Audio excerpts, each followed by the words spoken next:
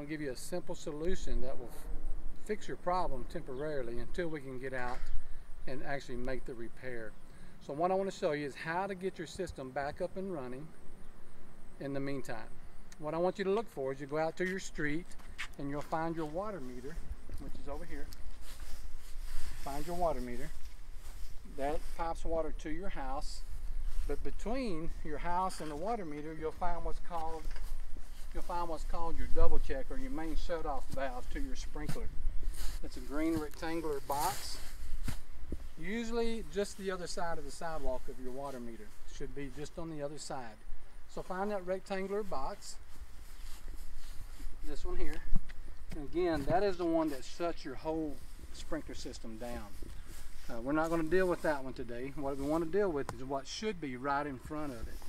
It's called the master valve. This is the master valve. So basically what happens is your water supply stops right here. And until your controller comes on with your wires and everything hooked up. So when it's time for you to water, your controller in the garage will tell this thing to come on, and then the water passes through. So that's what we're trying to fix, because this is bad.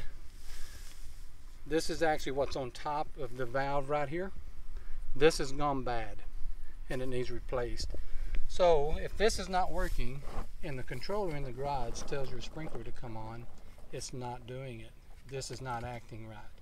So the water stops right there. So what we want to do for the little tip is show you how to make this thing work without an official repair.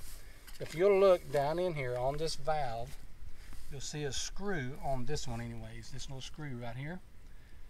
If you'll turn it about a quarter of an inch, about a quarter round, you can actually see water beginning to come out a little bit. You don't want to turn it too far or it will come off, and then you got a constant leak. Turn that about a quarter of an inch, about a quarter round, and then water will begin to pass through, and that will allow you to water your sprinkler system. However, you probably need to also disconnect this wire. Do not disconnect the white wire, that is your common wire. Disconnect whatever color you have here. Generally it would be black or blue. Sometimes it may be another color, but just don't disconnect the white wire going to the solenoid wire. You've got a wire coming off of your solenoid, two of them. One wire goes to the white wire and one wire goes to the blue wire. Do not disconnect the white one. Once you do that, turn that on and you'll have water in your pipe, so you can now water from your controller. But I need to show you a couple things. This is the valve that was in my ground right here. It has the little knob there that you turn just a little bit. Just enough to get the water come through, and you can hear it. You may have a valve that looks like this one in the ground. Here's the solenoid, the piece that we're going to replace. But if you have a valve like this, in order to get the water to pass through, just turn the lever up and then the water will pass through. Okay? And at that point you have water. On this valve, you can leave this open all the time, every day. You don't have any leakage. But on this valve, if you have it, you will want to shut it. After you turn it on and water your yard, come back and shut that off, because water is always coming out of it. Okay?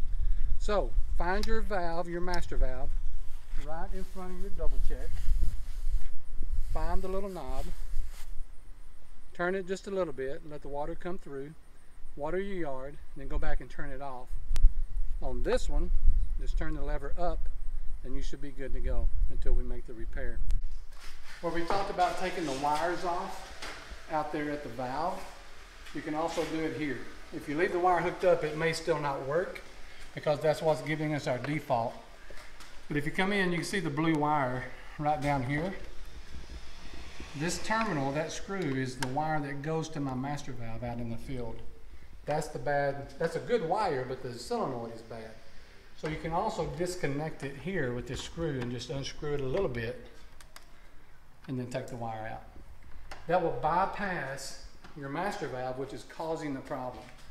Okay, then you can water and you don't have to stress over going 2 weeks without any water. So give us a call, We're happy to come by and try to do that for you.